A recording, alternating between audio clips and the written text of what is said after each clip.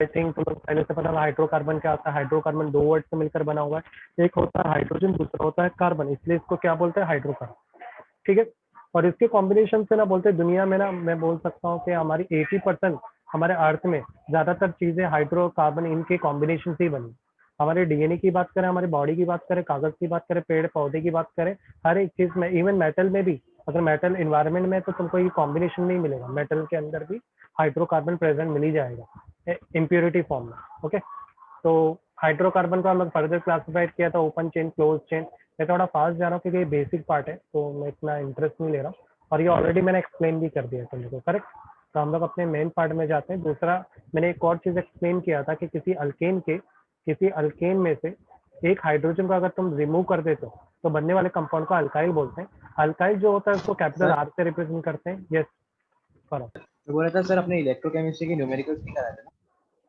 Numerical नहीं करा है, तो ये लेक्चर के बाद मैं करवा नहीं, दूंगा। हाँ हाँ। ये हो जाएगा अपना पूरा, क्योंकि सारे ही न्यूमेरिकल बाकी है, ये एक नहीं है, सारे ही बाकी है ना। क्योंकि सर कल मैं उसका रिएक्शंस करना ट्राई करा तो मुझे समझ नहीं आया चलेगा चलेगा। न्यूमेरिकल टाइप का। तो मैं पेपर वन जो है ना अपना, आई थिंक सारे हो गए ना न्यूमेरिकल वाली टाइप के चैप्टर।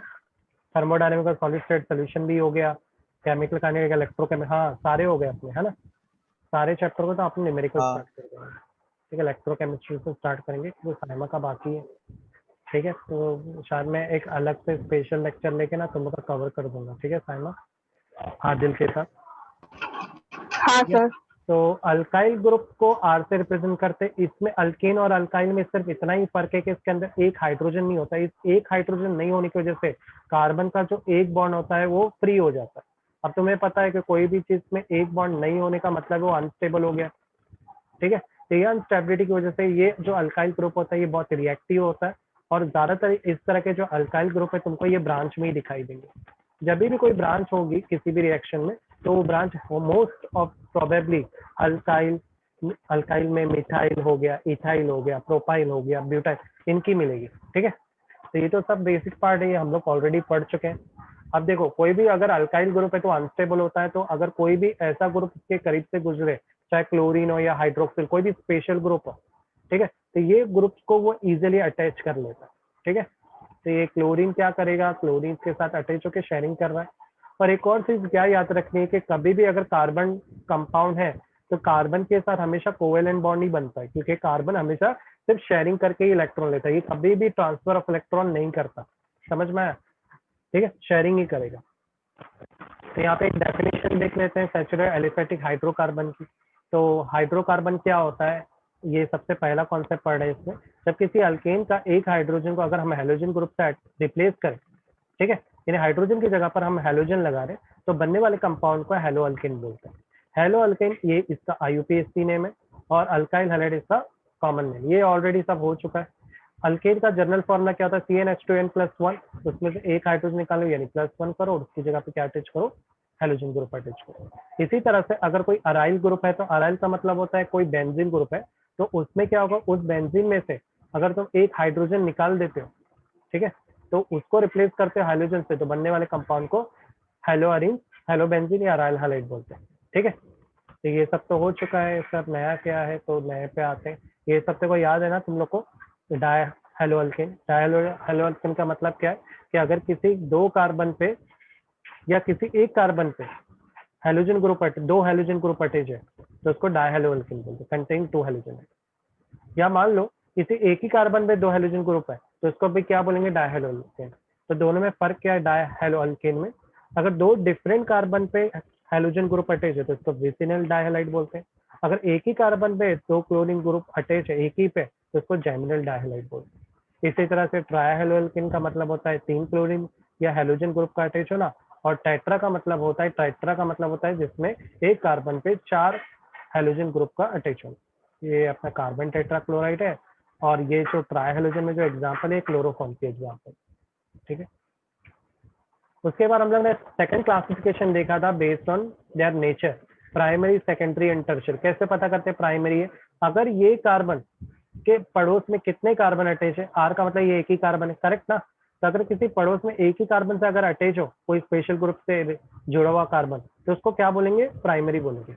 यहाँ पर क्या दिखाई दे रहा है कि इस कार्बन से दो अल्काइल ग्रुप अटैच है, अगर दो अल्काइल यानी दो हाइड्रोजन अटैच है स्पेशल ग्रुप से जुड़े हुए कार्बन के पास, तो इसको क्या बोलेंगे? सेकेंडरी।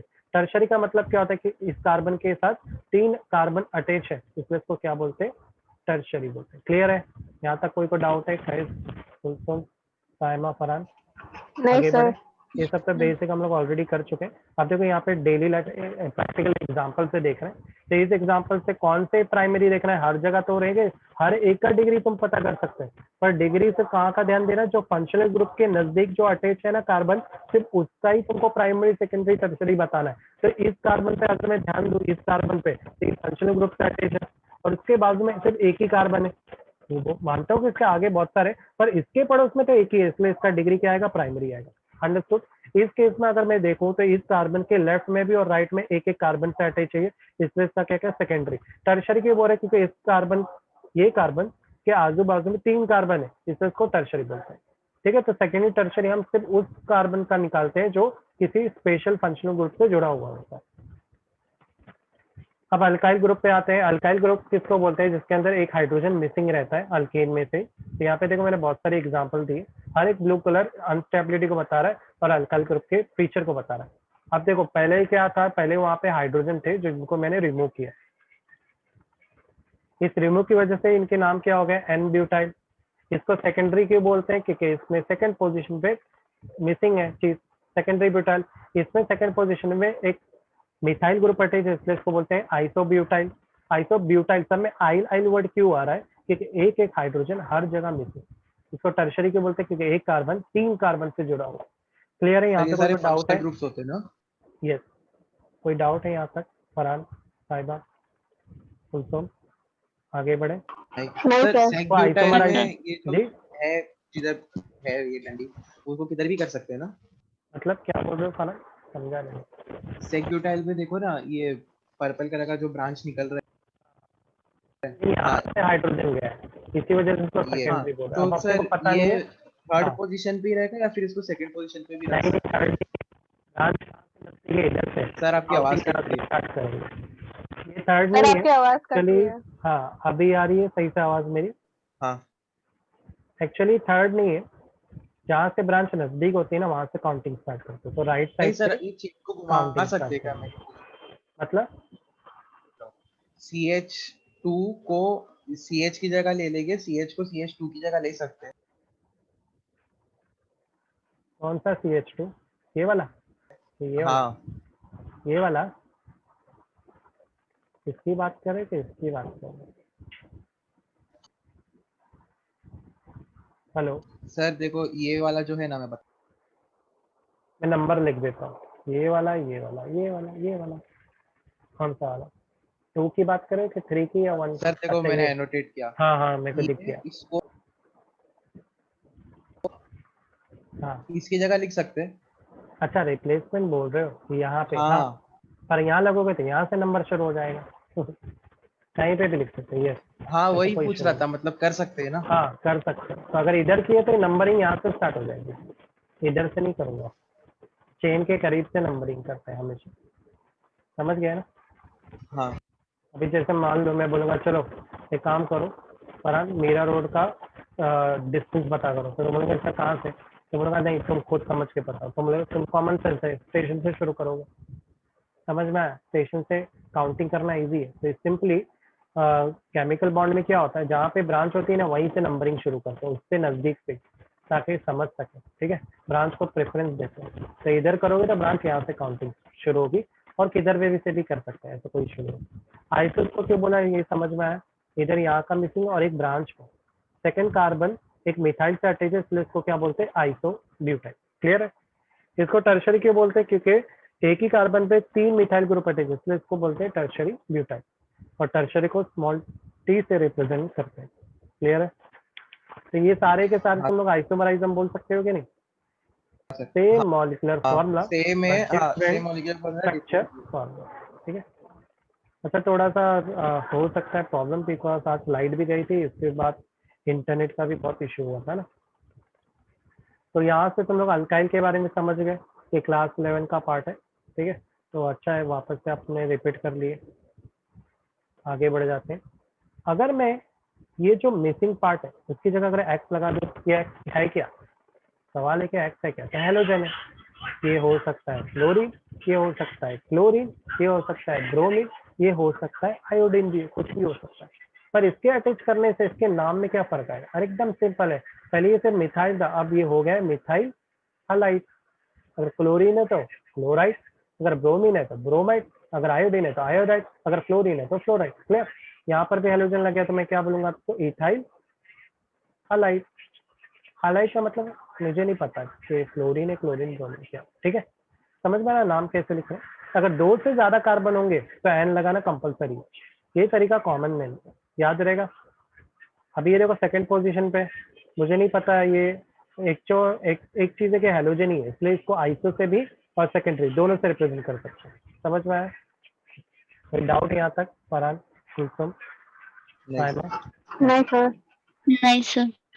ठीक है, तो यहाँ पर तुमको दिख रहा है एक्स में क्लोरीन और ब्रोमीन लिखा है, तो बोलेंगे अरे सर आपने तो फ्लोरीन भी लिखा था, आयोडीन भी लिखा था। तो मोस्ट ऑफ द केसेस में देखा गया है कि आयोडीन और क्लोरीन से रिएक्शन नहीं किया गया, क्योंकि फ्लोरीन एक्सप्लोजिव होता है और टॉक्सिक होता है, तो बहुत सारे रिएक्शन तुमको नहीं मिलेंगे फ्लोरीन और आयोडीन से, इनकी प्रॉपर्टी की वजह से, बिहेवियर की वजह से। तो यहाँ से हम लोग स्टार्ट करें पहला रिएक्शन। हो सकता पहला रिएक्शन नहीं, हम लोग वही प्रॉपर्टी देख रहे हैं। मैंने एक्स की जगह पे अब क्या रिप्लेस कर दिया है? क्लोरीन को रिप्लेस किया। अब देखते हैं इसका नाम क्या बनेगा। तो अगर मैं मिथाइल की एक्स की जगह पर क्लोरीन रखता हूँ तो इसका नाम क्या रहेगा? Methyl chloride. अगर मैं क्लोरीन नीचे भी रख रहा हूँ तो इसका नाम रहेगा इथाइल क्लोराइड, इसका एन प्रोपाइल क्लोराइड, इसका आइसोप्रोपाइल क्लोराइड। नेमिंग समझ में आया कैसे लिखते हैं? इजी है नेमिंग करना, बहुत इजी है। इसी तरह से अगर ब्रोमीन हाँ। लिखता हूँ तो ब्रोमीन की तरह नाम लिख दूंगा। समझ में आया? यहाँ तो कोई डाउट है नेमिंग में? अल्काइल से हेलोजन दोनों को कैसे पुकारते हैं? ओके, आगे बढ़े। हाँ। नहीं सर। नोमेनक्लेचर हाँ। देखो ऑलरेडी हम लोग कर चुके थे लास्ट टाइम, याद है ना? तो मैं फटाफट जा रहा हूँ, नोमेनक्लेचर नहीं कर रहा हूँ। और इसी नोमेनक्लेचर में हम लोग ने एक और चीज पढ़ी थी। क्या पढ़े थे? बोलो बोलो, क्या पढ़ा था? हलाइल और विनाइल के बारे में भी पढ़ा था।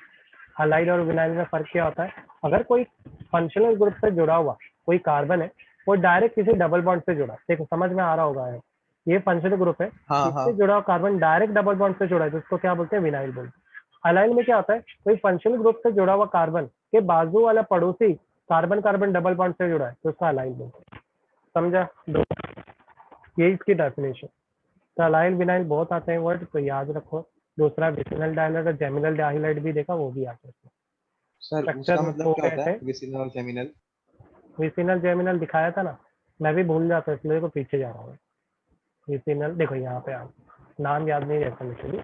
विसिनल एक ही याद रखो, एक्चुअली दोनों याद रखते हैं कंफ्यूज हो। विसिनल याद रखो। विसिनल का मतलब क्या होता है? जिसमें दो डिफरेंट कार्बन पे दो हेलोजन ग्रुप अटैच हो।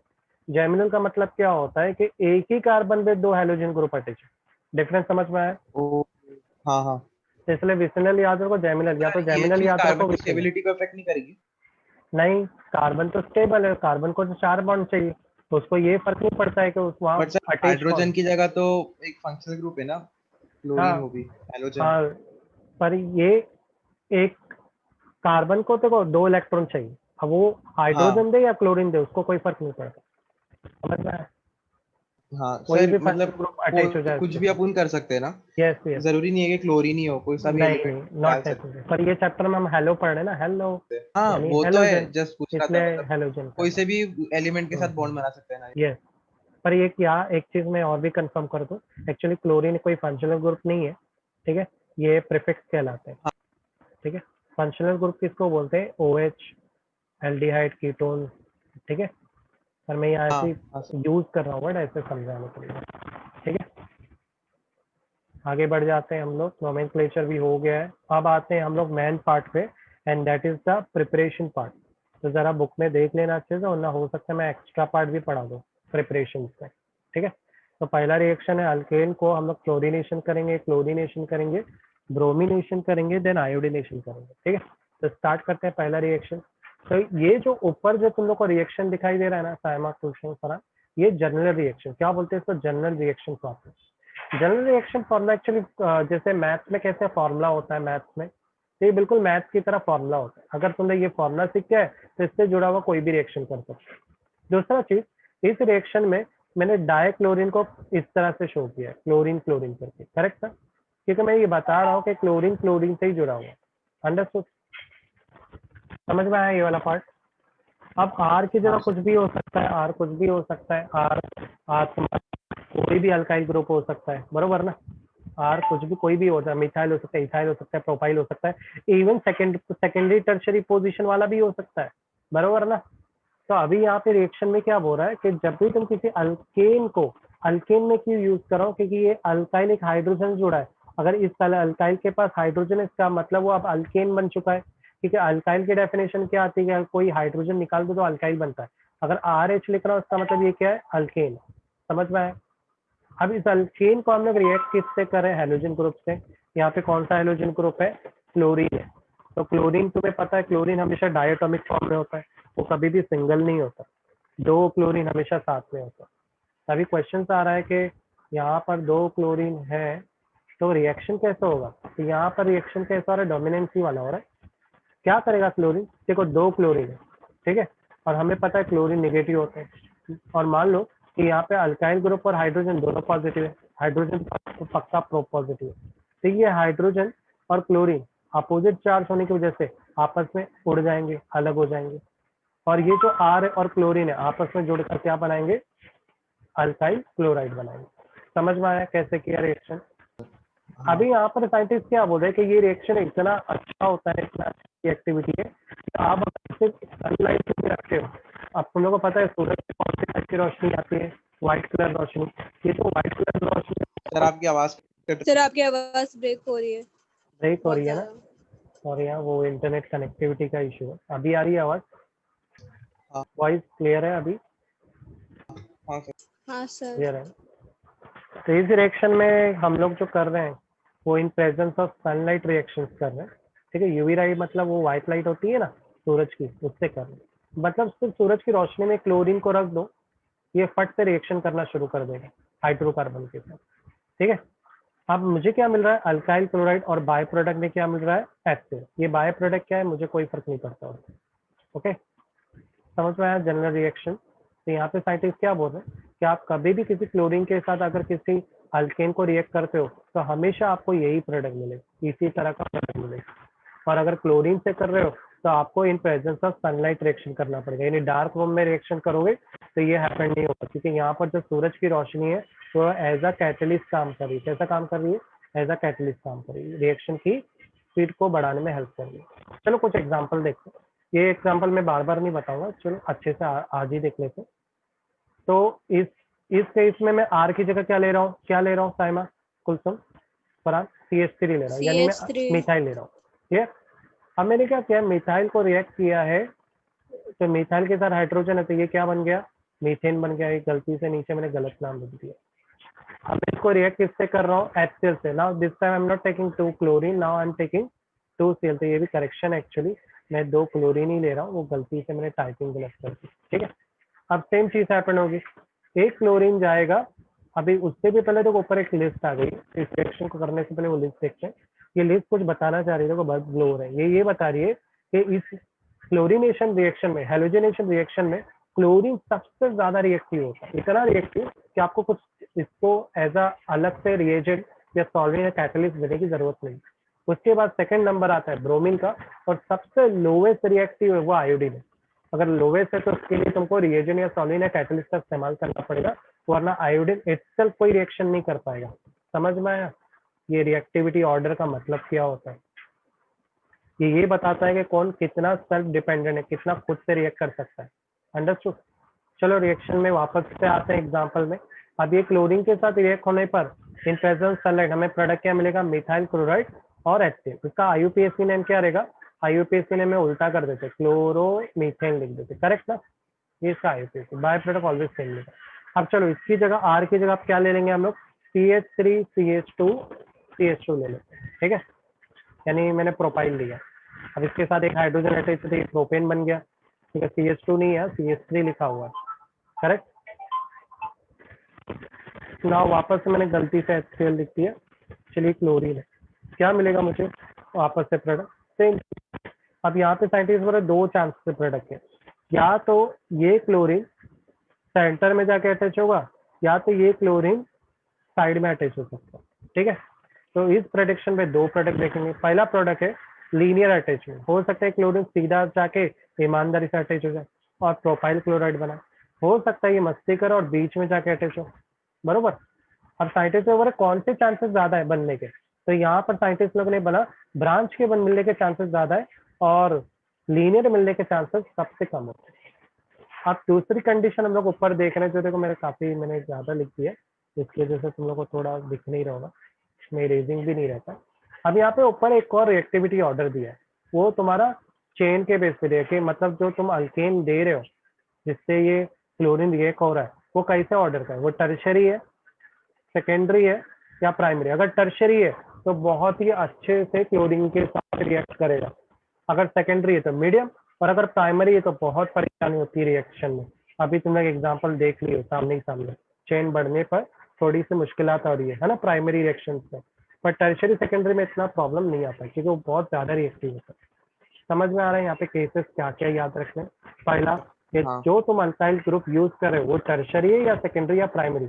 ये जो ऑर्डर है ना ये टिल चैप्टर के एंड तक चलता रहेगा और ये सारे चैप्टर में आने वाला है। पहला जो तुम्हारा हाइड्रोकार्बन है अल्केन है वो टर्शरी है तो बहुत अच्छा रिएक्शन होगा, सेकेंडरी है तो ओके, प्राइमरी तो वर्स, ठीक है। सिमिलरली हेलोजन में क्या रहेगा, अगर क्लोरीन है तो one of the best reaction देगा, ब्रोमीन है तो ओके ओके, आयोडीन है तो वर्स रिएक्शन दे, होगा ही नहीं जल्दी। याद रखोगे ये तीनों दोनों चीज, ये याद रखो तो तुम लोग चुटकियों में रिएक्शन करोगे। तो यहाँ पर मैंने और भी एग्जाम्पल दिए, मैंने एक ही चीज को थोड़ा अलग स्टाइल से लिखा है।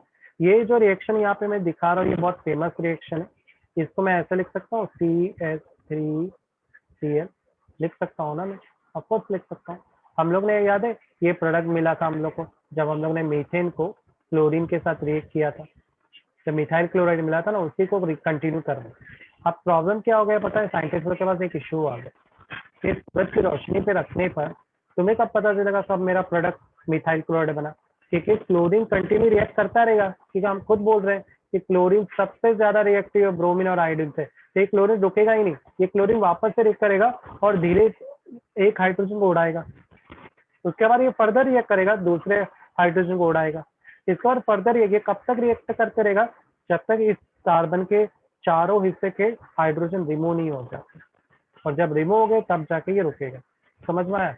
इसी वजह से इस रिएक्शन का इस्तेमाल नहीं किया जाता। क्यों नहीं करते? क्योंकि हमें पता ही नहीं कि रिएक्शन रोकना क्या है। मान लो तुमको सिर्फ मिथाइल क्लोराइड चाहिए पर रिएक्शन तो रुकने वाला नहीं है, क्लोरीन तो कंटिन्यूस रिएक्ट करते रहेगा जैसे जैसे उसको सनलाइट मिले। तो पहला चीज ये रिएक्शन का इस्तेमाल नहीं करते हैं। दूसरा एक और ऑप्शन है, अगर हम लोग क्लोरीन का कंजप्शन कम कर दें या ये जो यूवी रेज है उसको कम कर दें तो हम लोग अपने प्रोडक्ट में पहुंच सकते हैं, पर ये काफी टीडियस है, इसी वजह से ज्यादातर इस रिएक्शन का इस्तेमाल करते ही नहीं। सेकंड रिएक्शन आएगा ब्रोमिनेशन रिएक्शन। ब्रोमिनेशन में भी सेम टाइप रिएक्शन ही होगा, बस इसमें क्लोरीन की जगह क्या है ब्रोमीन है, वापस से सेम। ये ऊपर जो लिखा हुआ है जर्नल फॉर्मूला है, RH मतलब अल्केन रिएक्ट विथ डाइब्रोमीन, ये Br2 है, in presence of aluminium tribromide. अभी यहाँ पे क्या बोल रहा है कि यहाँ पे डायरेक्ट रिएक्शन नहीं कर सकते, यहाँ पे तुम्हें एल्यूमिनियम ट्राइब्रोमाइड यूज करना ही पड़ेगा, ठीक है, ये एज अ रिएजेंट के तौर पे। इस रिएजेंट से ही तुमको ब्रोमीन मिल रहा है, ओके, और उसके साथ तुम रिएक्ट कर रहे हो, तो बाय प्रोडक्ट में तुमको क्या मिल रहा है, अल्काइल ब्रोमाइड और HCl। सेम है कि नहीं, सेम टाइप रिएक्शन है कि नहीं, सायमा कुलसुम सेम ही है हाँ ना, सर। No difference. हाँ सर। यहाँ पर मैं सेम कंडीशन देखो, यहाँ पर भी सेम है, ब्रोमीन क्लोरीन ज्यादा रिएक्टिव है than bromine than iodine. Second case tertiary alkyl is more reactive than secondary than primary.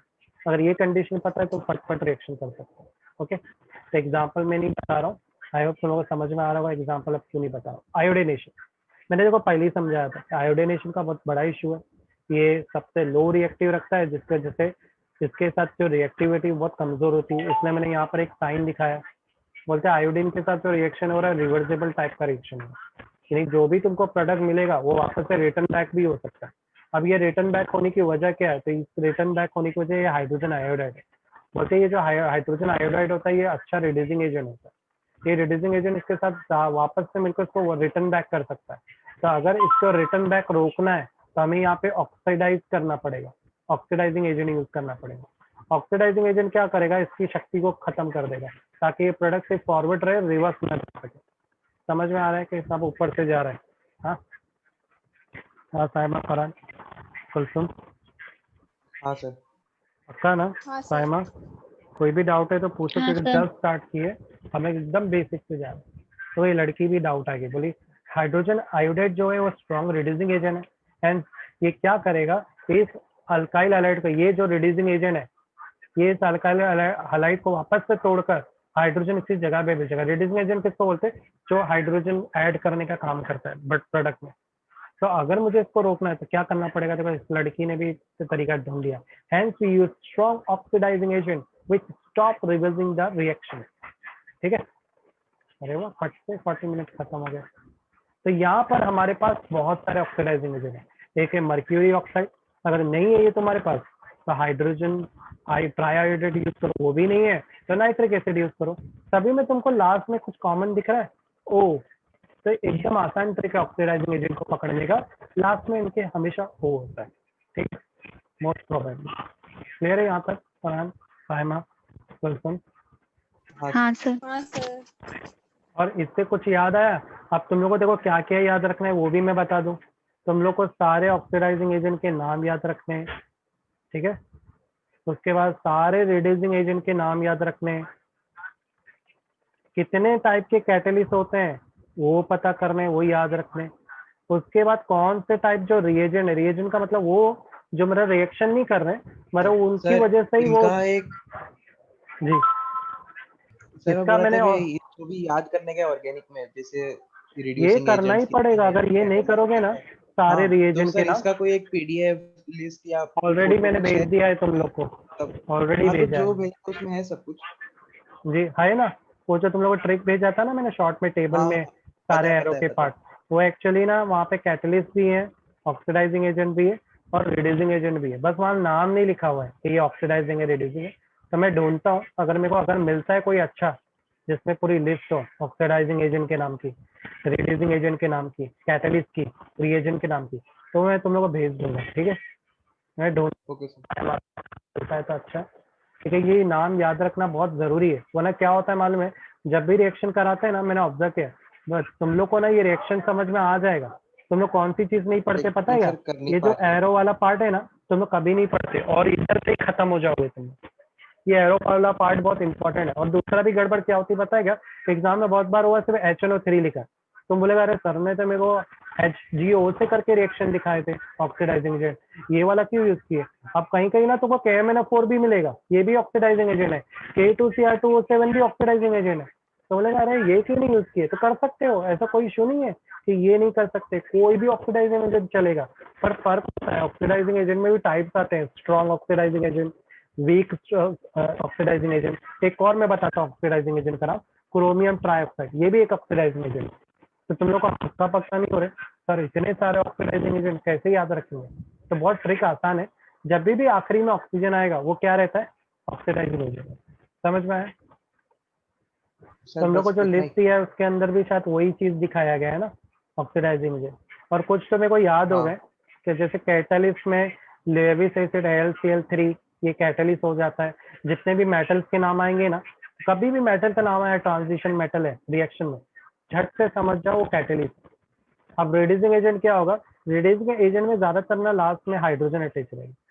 जैसे पोटेशियम पर मैग्नेट ले लो, पोटेशियम पर मैग्नेट, नहीं ये भी अपना ऑक्सीडाइजिंग एजेंट ही है। रिड्यूसिंग एजेंट के नाम याद है मुझे पर इसका ज्यादा याद नहीं आ रहा है मुझे। ठीक है, उनमें ज्यादातर हाइड्रोजन तुमको दिखेगा एंडिंग में, तो ज्यादातर वो रिड्यूसिंग एजेंट है। ठीक है, तो वो जो तुम लोगों को लिस्ट दिया है ना मैंने, मैं तुम लोग को लिस्ट दिखा देता हूँ। इसको हम लोग ज्यादा कंटिन्यू नहीं करते हैं, एक स्टॉप करते हैं। आई होप मैंने व्हाट्सएप पे तुम लोग को लिस्ट भेजा था करेक्ट, ग्रुप में। तो वो ग्रुप लिस्ट याद कर लोगे ना, तुम्हारा aldehyde, ketone, carboxylic acid, carbon containing nitrogen है ना, अमाइन चैप्टर, अल्कोहल फिनॉल हो गया, ये चैप्टर हो गया, हेलोअरिन, सारे कवर हो जाएंगे, सारे का पार्ट होगा। क्योंकि है ना ये बार बार ऐसे घूमते रहेंगे, तो एक्चुअली तुम लोग को पकड़ने आना चाहिए। और कुछ तो ऑक्सीडाइजिंग एजेंट के नाम THF, TFE, ऐसे भी नाम के ऑक्सीडाइजिंग एजेंट। तो ये सब जानकारी अगर रहेगी तो तुम लोग आसानी से समझ जाओगे। तो ये तो मेरे इसका ग्रुप है कॉलेज का, यहाँ पर होगा, इसमें नाम याद रहेगा तो तुम फंसोगे नहीं। तो यहाँ से ढूंढ लेना, देख लेना, कोई डाउट अगर मेरे से पूछ के भी जाना तो मैं तुम लोग को वो भी बता दूंगा कौन से हैं कौन से नहीं है। मैं देख लेता हूँ यहाँ से फट के मिल जाएगा ना, मीडिया में डॉक्यूमेंट में होगा।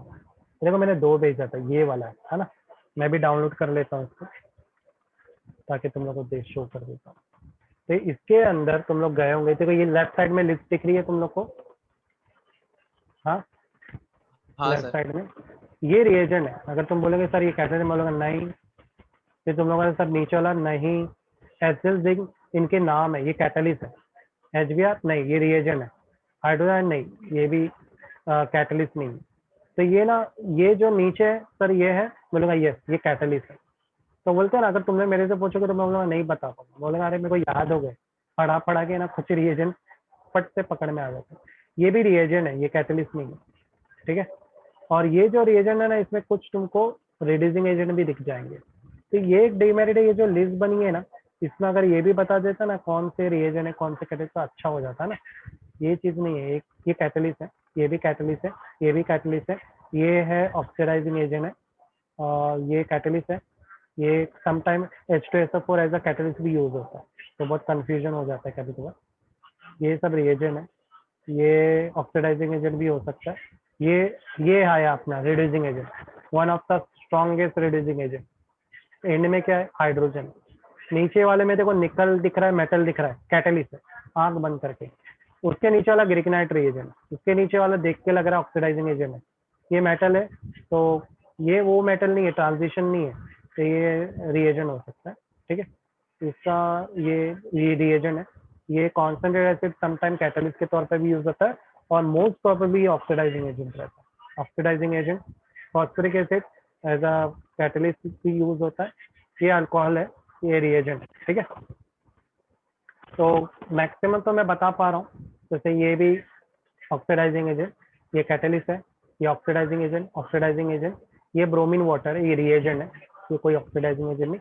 हाँ इसको ऑक्सीडाइजिंग एजेंट बोलते हैं, पर ये रिएजेंट में आता है। ये भी रिएजेंट है, ये भी रिएजेंट है, जिंक डस्ट रिएजेंट है, ये ऑक्सीडाइजिंग एजेंट, ये भी ऑक्सीडाइजिंग एजेंट है। समझ में आ रहा है, ये कैटलिस्ट है, कैटलिस्ट, ये रिएजेंट है। पीसीसी ऑक्सीडाइजिंग एजेंट है, पीडी, ये पीसीसी का फुल फॉर्म देखने वाले हैं ये चैप्टर में।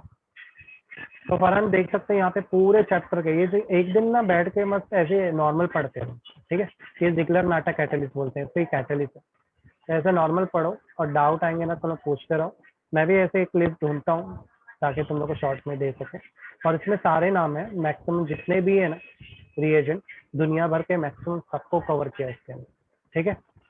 तो इसलिए मैंने तो तुम सर लोग को इसमें ये से सब जो भी है सब आएगा ना हम लोग को, मैक्स तो या फिर मैक्स इसमें ये से थोड़ा छोड़ पूरा के? 4, हाँ कम रहेगा, ज़्यादा नहीं रह सकता, कम हो सकता है, इसमें ज़्यादा रहेगा क्योंकि ये JEE के हिसाब से ये लिस्ट बनी हुई है जो मैंने तुम लोग को दिया है ना, ये अपने टेक्स्ट बुक की नहीं है। हाँ सर। और ये जो रिएक्शन है ना, ये रिएक्शन इस पढ़ लो, ये बहुत इंपॉर्टेंट है, तुम्हारी बुक में है, यस है, ये तुम्हारी बुक में बहुत इंपॉर्टेंट एग्जाम में आते हैं। तो ये तुम लोग को ये जो दिया है ना मैंने, ये शीट, ये बहुत ही इंपॉर्टेंट शीट दी है। ये अगर पढ़ लिए ना तुम लोग ने एग्जाम कवर कर लिया, क्योंकि साइंटिस्ट के नाम वाले रिएक्शन ही आते हैं, समझे। और एक और लिस्ट तुम लोग को दिया था, 2 लिस्ट दिया था, एक और लिस्ट में देने वाला है इसी की, केमिस्ट्री की, पर वो थोड़ा सा रुक के दूंगा, पहले ये तुम लोग कर लो अच्छे से, तब मैं ओके सर। ठीक है। वरना क्या ज्यादा दे दूंगा, पढ़ोगे नहीं, सिर्फ जमा होते रहे, ठीक है। तो ये लिस्ट को जरा तुम लोग गो थ्रू कर लो थोड़ा सा, तो अपना ये चैप्टर पढ़ाने में जो काफी इजी होगा तुम लोग को, ठीक है। वाटर ऐड करने के लिए हम लोग एसिड यूज करते हैं, सल्फ्यूरिक एसिड, ये याद रखो, डाइल्यूटेड। और अगर वाटर रिमूव करना है तो कॉन्सेंट्रेट। ये सारी ट्रिक्स भी याद रखना है, बेसिक फिनोमेना, तो अपना ये चैप्टर अच्छे से होगा। तो हम लोग यहाँ पे स्टॉप कर देते हैं चैप्टर, आज से मैंने काफी कम कंटेंट कवर किए।